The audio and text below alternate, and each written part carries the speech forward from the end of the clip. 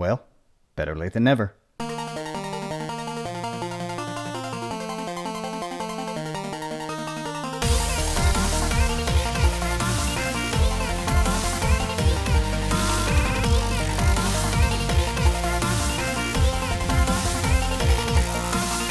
What's going on? It's Raiderlance, and I'm here by myself today. I know it has been a real long time. I apologize.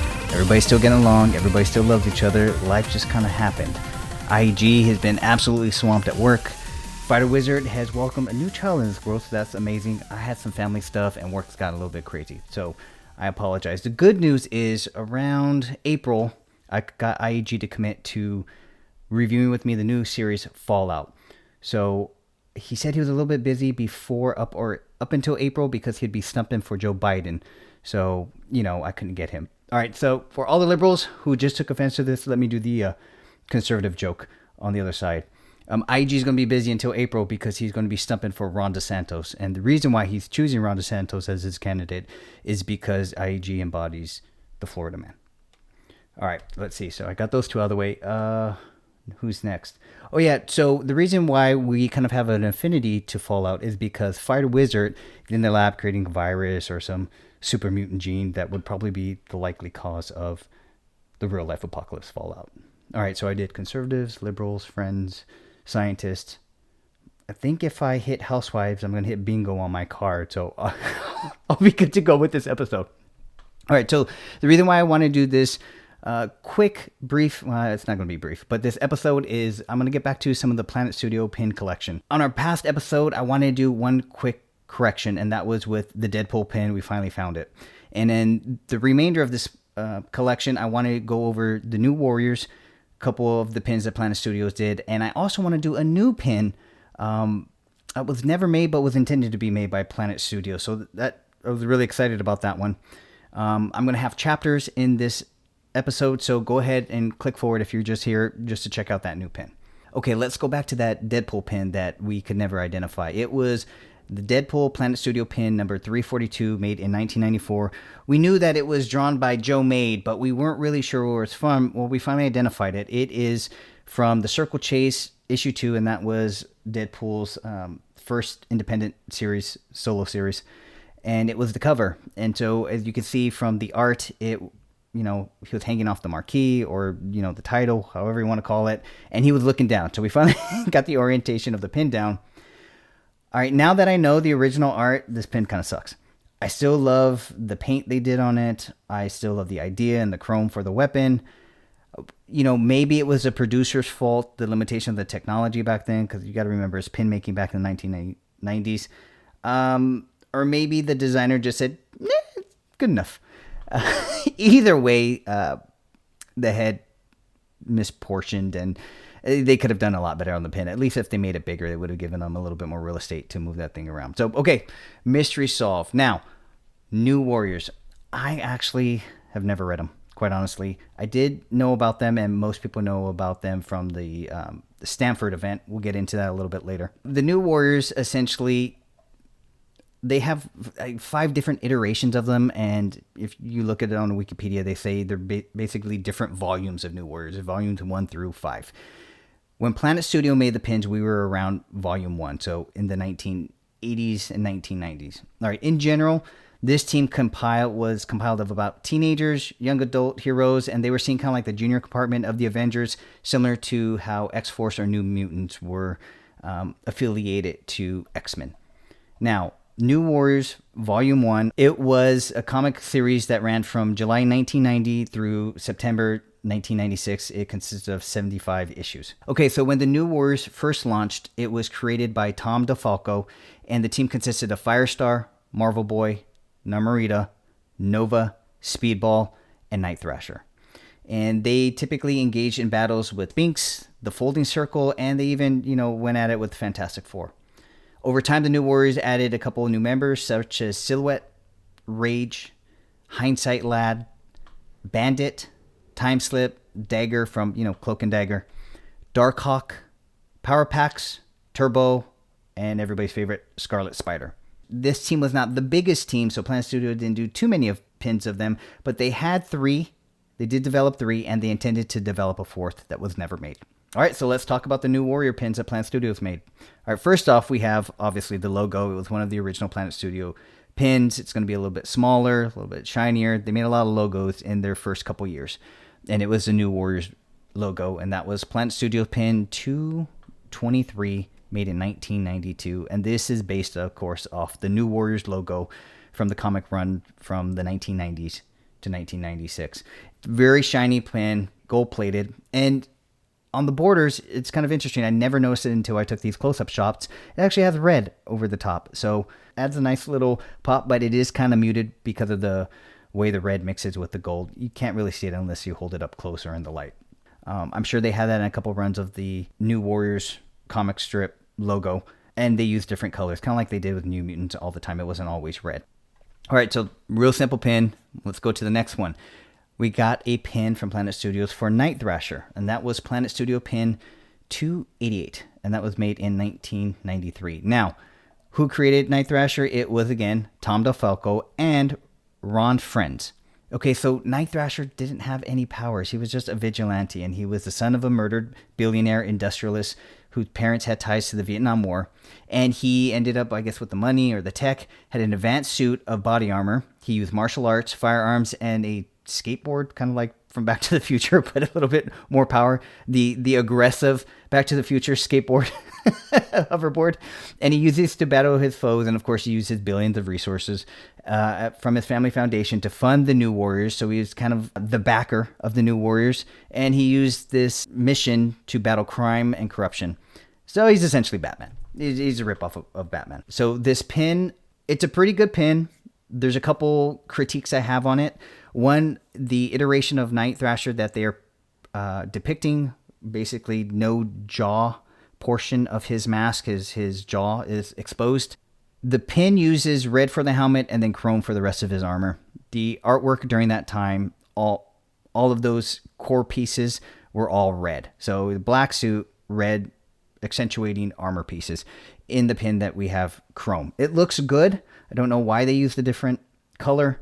It looked like during that time period they liked doing a lot of chrome for weapons and accents. It doesn't look bad, but it's not accurate. And the thing that really pisses me off about this pin is I can't find the artwork. I cannot find the original artwork. I find stuff close, but it's usually almost looks like he's flipped in a mirror. So I don't know if they got that type of artwork and flipped it. I don't think they did. Planet Studio typically didn't do that. But yeah, I can't find that artwork, and it pisses me off. All right, next, let's go to Darkhawk. Now, Darkhawk wasn't one of the original members. He did kind of join up. He was more affiliated with them. I don't know if he was, again, I didn't read New Warriors, but it didn't sound like he was a steady, solid member, but he worked with them so much. If you look on Wikipedia, he's going to say one of his affiliations or his teams is going to be the New Warriors. So he's thrown in there with him. But you know, his affiliation or his membership of the New Warriors came much later. All right, this character, Darkhawk, was created again by Tom DeFalco, and the artist was Mike Manley. The character, Darkhawk, his name, alias, was Christopher Powell, and he hails from Queen, New York. While witnessing his father, who was a policeman who accepted a bribe from a crime boss at an abandoned amusement park, and Chris Powell discovered a mysterious amulet known as the Raptor Amulet. Pretty convenient, but here we go. All right, the Raptor Amulet allows the user to transfer their consciousness into an alien android while at the same time switch the robotic body's place with that of the own body wherever he is at that time. The user's body is teleported to the null space, which is this alternate dimension, and then Powell vowed to use this amulet as an edge against crime. So good on him. When I say android, it kind of reminds me of Nimrod from the X-Men, but I know that was a bad guy. But it seems like a kind of similar android type robotic powerhouse as Nimrod from the X-Men used to do. As Darkhawk, Powell worked with the superheroes, and he battled a number of costume villains such as Hobgoblin, Savage Steel, and Portal. Okay, he had his own self-titled series, and that was from March 1991 through 1995. And of course, again, he linked up with New Warriors frequently. Now, as for the actual pin, it's a good pin. I really like the artwork. It's very dynamic, especially him spreading his wings like that. The critique I have of the pin, it's tiny. It's really, really tiny, so which, of course, that would make it hard to add details. It was surprisingly small for when Planet Studios launched it. So they launched it in 1992. Again, Planet Studios was around 1988 until 1996. So this was halfway through. They had already been developing a lot of pins. They're at number 263. They were already starting to make larger pins at that point in time. So I have no idea why they decided to make it so freaking small. It's annoying. It makes it not almost look like the same series of pin. I mean, it's one of the smallest pins that you can get in the Planet Studio series. The colors, it's pretty dark, but they also used a mirror sheen to it. I don't know how they did that finish. It's more than a polish. It's almost a metallic finish. So when you're taking pictures of it, you see your reflection. So I couldn't get the best pictures of it. It's a dark pin. It has a little bit of purple in it. It's nice. It would have been a lot nicer if it was a little bit bigger and it didn't have that mirror-esque or metal-esque coating to it. Just for picture taking purposes. For looking at the pin, it looks really nice. So it's a bit shiny, which is weird for a dark pin like that. But again, I think the pose and the artwork they chose were fantastic and much better than the one they chose for Night Thrasher. Night Thrasher was a bit compacted. This one, Darkhawk, is really open up. Okay, so the man of the hour, Speedball. Planet Studios intended to make a pin about him. They didn't, but let's go into the backstory a little bit, and then I'll tell you how this new pin came to be. All right. Robbie Baldwin, a.k.a. Speedball, his first appearance was way back in January 1988 in The Amazing Spider-Man Annual number 22. He was created by writer, of course, Tom DeFalco, and artist Steve Ditko.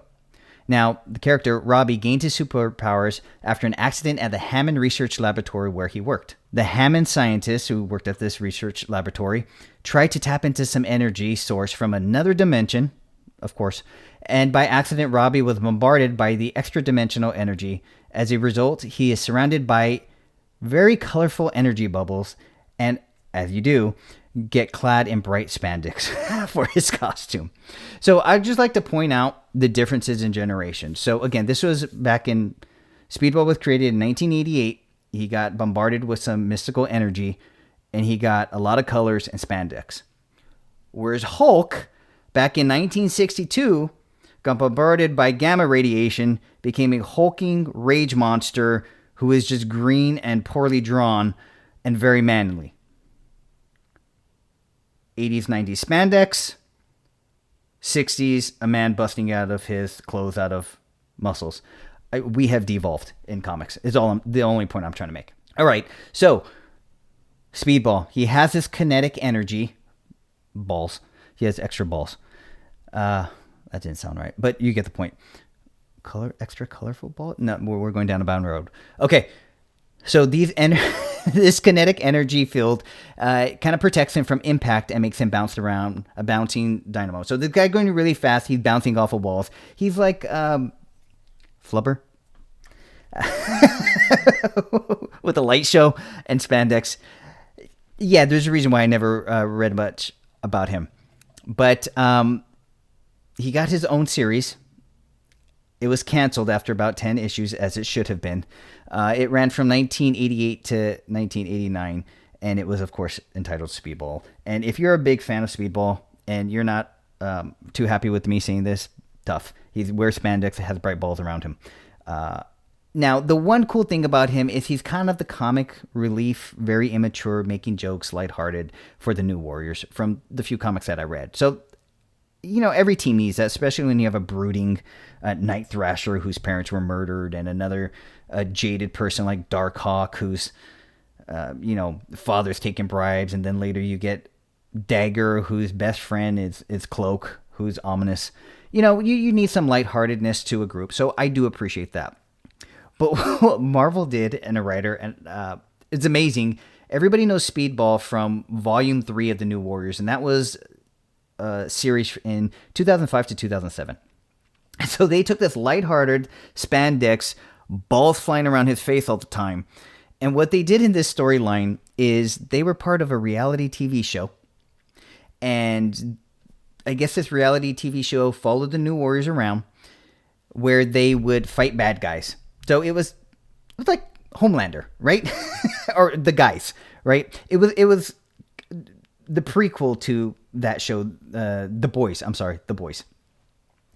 And so during this fight that the New Warriors had during this televised scene, and it happened in Stamford. It's called the Stamford event, and most people know it as. They're fighting a supervillain named Nitro. And Nitro explodes and kills 612 civilians and most of the New Warriors and a couple other well-known superheroes.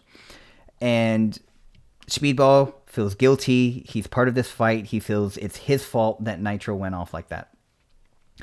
And so Speedball seems to be depowered and is imprisoned, and he's facing criminal charges for the Stanford event. Sorry, it just tickles me to do this to a lighthearted, spandex-loving character.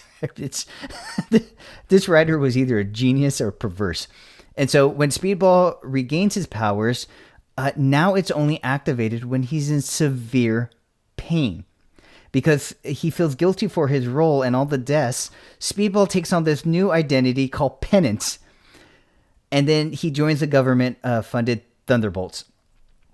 So this guy basically suits himself with a armor and all these tools to inflict pain on himself. So it's like getting Spider-Man and then turning him into Aaron from Attack of Titans, who has to just hurt himself, and all his pain and agony fuels his rage. I thought it was a great twist for me, not understanding this character. It was a fun little introduction. Okay, so now for the pin of Speedball. Planet Studios, back in, I would say it was about 1993, they were supposed to make pin 321. They never did. It didn't come to market. Now, how do we know that? Well, because there are these what they call preview or Diamond Comic previews of just tons of advertisement for comic sellers. And in the November 1993 issue of the Diamond Comics, we saw an ad from Planet Studios of a black and white advertisement showing the Speedball pin number 321. And it was based off of art from the New Warriors comic, issue 18, page 9. And it was really nice artwork. You know, again, you got the spandex, you got the flying balls, but you got a really cool, dynamic artwork of Speedball. And so we had a version of the pin, of course, more muted. It's a Cloisonne pin, and it's going to be limited technology. You couldn't, get all the level of details from it that you would from the original artwork. But there are no reports of this pin ever coming to existence. And so there's about, I think, like 9 or 11 pins that were supposed to be made, were labeled to be made, were never made. We have artwork on 2 of them. We only have listings on 9 of them. And then there was, another like 5 or 6 unnamed missing numbered pins. Just never came to be. Okay, so a couple fans of Planet Studios wanted to make this pin and possibly want to make future pins if they can get enough support. So they said, well, we have the original artwork of Speedball from the comic. We have the Planet Studio design of what the pin should look like. Why don't we throw in our hat to make a pin? All right, so first off, they wanted to make a Cloisonne pin. It's not as common anymore. Now, what is a Cloisonne pin? All right, this is a technique for decorating metalwork objects with colored material held in place by separate metal strips. In this case, Planet Studios decorated the metalwork with glass enamel. All right, now the process of making these pins is kind of hard nowadays because the technology has evolved. It's very limited, and I'll go into how it's limited now. But so instead, what they decided to do is go with something called the Epola process of hard enamel pins. And I'll go into what the difference is. So a lot of companies have now moved over to the Epola process, and they call it imitation Cloisonne pins. Here's the difference. The original Cloisonne pins, you fused finely ground colors made out of glass into the metal. And then you would put that powdered glass enamel, and you would melt it in a kiln for at 1600 degrees Fahrenheit. It basically baked it, melted it, made all the stuff pretty. Now, one limitation was, of course, old technology, not as much detail, but you only had 150 colors to choose from. Now, whereas the Epola process, you can use a lot finer detail. You also have 1,000 different colors to choose from. Also, the difference is you're getting powdered enamel, but based out of resin, not glass. So Epola is resin, Cloisonne is glass. Ultimately ends up having a different finish. Both are polished, both are jewelry-esque looking, but there's just a different sheen to it, and I'll go into it a little bit. So again, the good for the Epola Process is you got finer detail. You can get colors that can actually match the artwork in the comic. A lot of Planet Studio pins, the colors are close, but they're off, like the Mary Jane pin. They just didn't have that color blue for her dress, so they made her green. There's a number of pins where they just use different colors. I never knew why. Well, now I know. They're limited to 150 pins, so they kind of did best case scenario, or maybe it was a design decision. All right. The difference in durability. Now, I've had a couple Planet Studio pins that got bent, and the enamel would shatter. It would flake. It would break. You got scratches on them. You know, they're pretty tough, durable pins, but they can scratch and it's ruined. You can't fix it, or at least I don't know how to fix it. Now, these Epola Process pins, the hard enamel, I mean, they're tough. They're super tough. They're not going to scratch as hard. They're not going to crack. I mean, you shouldn't be bending these pins, but they're not going to crack. So they are extremely hard, more durable, will last so much longer. That is the biggest difference. Now, this pin of Speedball, let me just say, I think it's a fantastic pin. I think it's really great. I'm biased because I wanted it to exist. So if I had to give it on a scale of 1 to 10, I would give it a solid 7.5. There are certain things that I wish they didn't do. I wish that they made different decisions, but I think it is significantly better than a lot of the Planet Studio pins. Let me go into some of the features of this current pin. It is 1 inch by 1.25 inches. So that matches roughly the shape and the size of the Planet Studio pins during around 1993. Those pins started getting a little bit bigger. All right, on the back of the pin, what I loved is that the makers actually did a waffle design. Not all, I would say 95% of Planet Studio pins have the waffle design. The current Speedball pin, it's like a micro waffle. So they're not as large. You can see it when you blow it up or take a close picture. From far, it looks textured, but it doesn't stand out as a waffle like the old Planet Studio pins did. Another great thing that they did as a homage was they did a similar worded back stamp. You know, they said after Planet Studios, to pay homage to Planet Studios. And then they actually identified the pin, which is great. Planet Studio pin number 321 for most people. They also followed the single post rule of Planet Studios. The majority of Planet Studio pins had single posts. Everybody likes doing double posts because everybody likes doing 2 to 4 inch pins now, and it's just outrageous. The goal was to make the pin a replica or as close to an original Planet Studio pin as possible, and I think they did as good of a job as they could have. They did the single post. They kept the size around the same. They had a black nickel finish, which was very common during the 1993 time. They had the waffle design. They had it hard enamel. They didn't go the soft enamel route. I think it would have been better if it was the Cloisonne version. But the reason why is there's just a sheen difference. I can't say it other than that. It's a different shine. They're both high gloss jewelry-esque, but I guess there's just a difference between glass and resin. Now, what I will say is if you put this pin next to a bunch of 1993 Planet Studio pins, it looks better. If you do it with a lot of these Generation X pin, some of the beasts, you can go through the catalog around the 300s, late 300s. It goes better with those pins than if you put it next to the pins 1 through 100, the earlier logos. It doesn't go as well. You can see the sheen even more so, or the 200. It goes better with the 300s, if that makes sense. And the most important part is if you're a completionist of Planet Studio pins, you just got to get it. You have to. If you like these old vintage pins, you got to get this one. Now, I did ask, and there was a reason why. One person said, hey, why didn't you make this Speedball pin closer to the actual artwork? And it was a design decision. And the reason is the makers wanted to get this pin as close to the advertisement artwork as possible, not the comic artwork, right? No Planet Studio pin followed the comic artwork 100% because you couldn't, you're limited. So in other words, they have the colored bubbles on his face mask. Well, the question is, why didn't you put it on his gloves and his boots like like it shows in the comic book art. Well, the plain and simple reason is on the Planet Studios advertisement, the original pin design, they were not going to have the bubbles on the gloves and the boots. They kept it only on the mask. Now, why they did it that way, why Planet Studios chose that reason, I have no idea.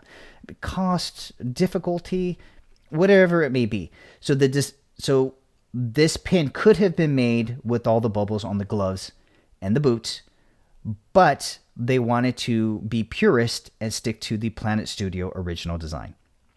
Would it have looked better? Maybe. Probably, but it definitely wouldn't have been paying true homage to Planet Studios. You know, they could have put a different back snap, but they decided to waffle. It's kind of one of those things. So, I think it's a great pin. I think everybody should get it if you collect Planet Studios, if you're a fan of New Warriors, if you're a fan of Marvel comic pins, I think you should get it. Also, if you want to get it, I do know that they're going to have an email. It's afterplanetstudios@gmail.com. You can just email them directly and they can do a direct sale to you. Very trustworthy people.